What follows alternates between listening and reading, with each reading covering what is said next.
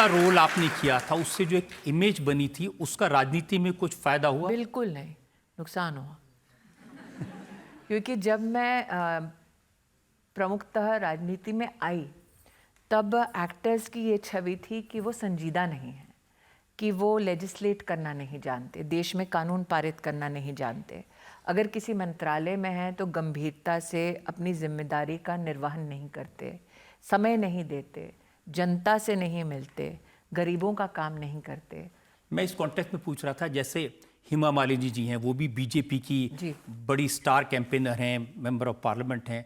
वो जब public meeting में जाती हैं तो लोग उनसे कहते हैं कि शोले का डायलॉग सुना दो, और फिर वो कहती हैं कि चल धन्नो, आज तेरी बसंती की इज्जत का सवाल है। तो आप जब जाती थी, आपसे नहीं कहते थे कि नहीं, तुलसी का टेलीविजन डायलॉग में सुना कभी दो? मेरी इज्जत का सवाल उठा नहीं। लेकिन हेमा जी का पूरा एक्टर के नाते कार्यकाल आइकॉनिक डायलॉग्स के लिए, आइकॉनिक फिल्म्स के लिए जाना जाता रहा है। आज भी उनको उसी दृष्टि से देखा जाता है, क्योंकि उनकी एक अमिट छाप है देश के कल्चरल मानचित्र पर, जो मीडिया से उत्पन्न होती है। मेरे सीरियल में ऐसा कोई आइकॉनिक डायलॉग था ही नहीं। हम सामान्य परिवारों की, सामान्य महिलाओं का जीवन दिखाने का प्रयास कर रहे थे।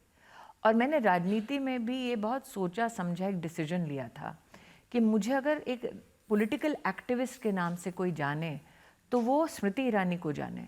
मैं किसी पात्र के माध्यम से जनता की सोच को धूमिल नहीं करना चाहती थी कि आप जैसे बनावटी दिखें, क्योंकि राजनीति बनावट का खेल नहीं है। और उसमें डबल वैमी ये था रजत जी कि मेरी उम्र भी कम थी।